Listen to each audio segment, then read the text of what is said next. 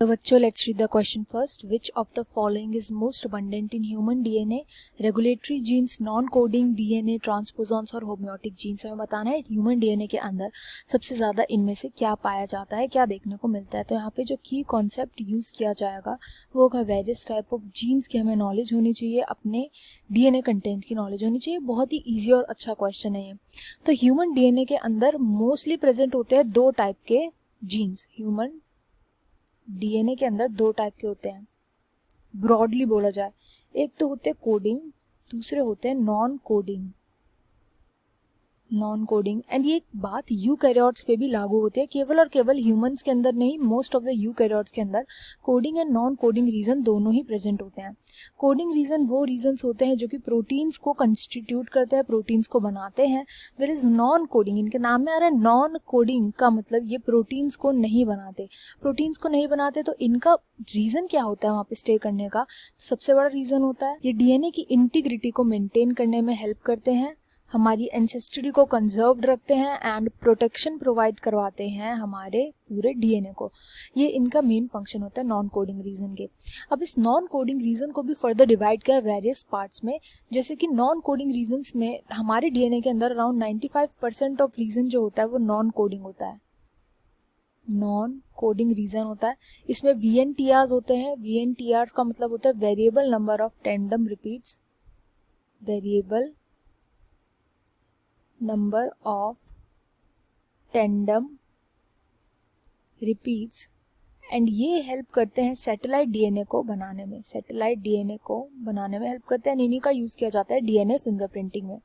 Furthermore हमारे DNA में present होते हैं ट्रांसपोजॉन्स ऐसे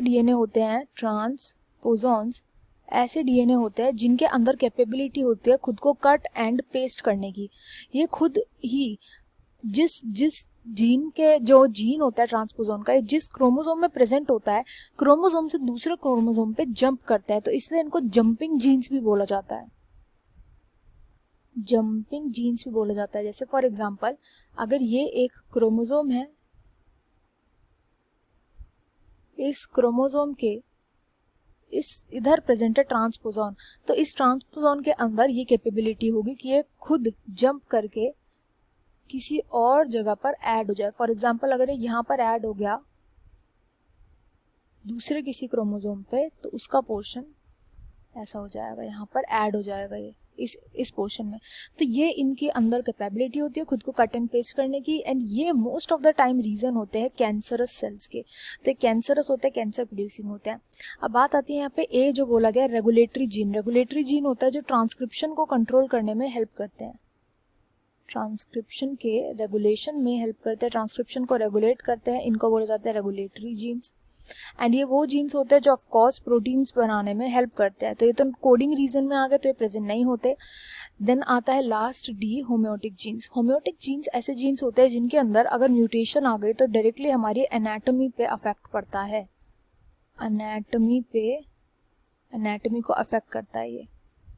तो ऑफ कोर्स अगर ये एनाटॉमी को अफेक्ट कर रहा है यानी कि ये प्रोटीन बनाते होंगे जीन, तो ये भी प्रोटीन बनाते हैं.